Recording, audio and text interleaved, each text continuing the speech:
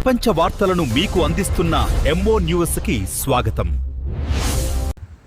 ఓజిల మండలం నెమలిపుడి గ్రామం మరియు గూడూరు నియోజకవర్గం కోటలో సిఐ గబ్బర్ సింగ్ ఘనంగా సన్మాన కార్యక్రమాలు.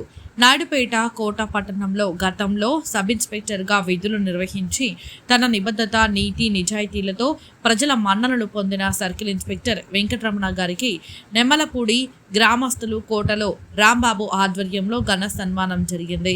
ఆయన ధైర్య సాహసాలకు, న్యాయ నిర్వర్తనలో ప్రదర్శించిన దక్షతకు, అవినీతికి వ్యతిరేకంగా చూపించిన అకుంఠిత దీక్షకు ప్రజలు ఆయనను గబ్బర్ సింగ్ అనే బిరుదుతో సంబోధిస్తున్నారు.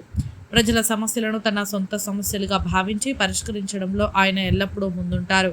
నేరాల నియంత్రణలో ఆయన చూపించిన సమర్థత, పేదవారి పట్ల ఆయన ప్రదర్శించిన దయ, కరుణ వంటి గుణాలు ఆయనను ప్రజల హృదయాల్లో నిలిచిపోయేలా చేశాయి.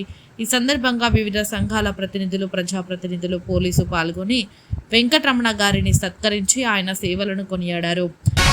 నేను సైతం విశ్వవృష్టికి అశ్రు ఒక్కటి ధారపోశాను,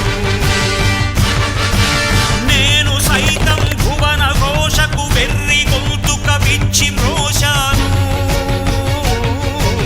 నేను సైతం ప్రపంచాగ్నికి సన్నిధనొక్కటి ఆహుదిచ్చాను.